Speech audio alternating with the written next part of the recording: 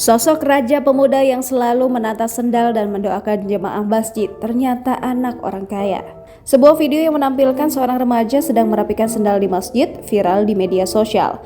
Dalam videonya terlihat mondar-mandir untuk menata sendal milik jamaah agar tertata rapi di halaman masjid. Tak hanya itu, pemuda tersebut sesekali menyambut kedatangan para jamaah. Ia juga mengingatkan siapapun yang akan masuk ke masjid untuk menata sendal mereka agar terlihat rapi.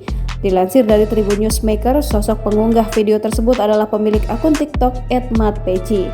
Ternyata si pemuda itu selalu menata sendal di Masjid As-Saadah di Ciater, Kabupaten Subang, Jawa Barat. Sosok perekam yang akrab dengan nama Matpeci pun terlihat penasaran kemudian menghampiri Raja.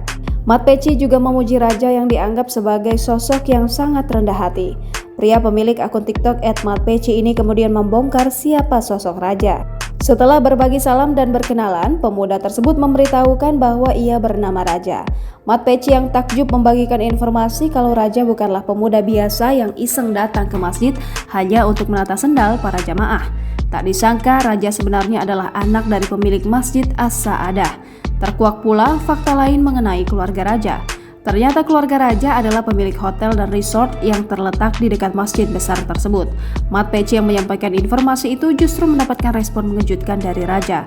Sikap dan jawaban Raja pun sungguh membuat banyak orang kagum. Tak langsung menjawab pertanyaan Matpeci, Raja justru tampak celingak-celinguk seperti memastikan situasinya aman. Ternyata Raja tak ingin orang-orang yang datang ke masjid tahu siapa dirinya. Setelah yakin tak ada orang di sekitarnya, Raja baru membenarkan dan menjawab pertanyaan Matpeci. Raja tak ingin identitas aslinya terungkap. Bahkan Raja juga mengatakan kalau semua yang dimiliki keluarganya kini hanyalah titipan Allah Subhanahu wa Ta'ala. Mendengar jawaban Raja, Matpeci pun memujinya. Raja kemudian menceritakan kalau ia memang setiap hari datang ke masjid untuk merapikan sandal.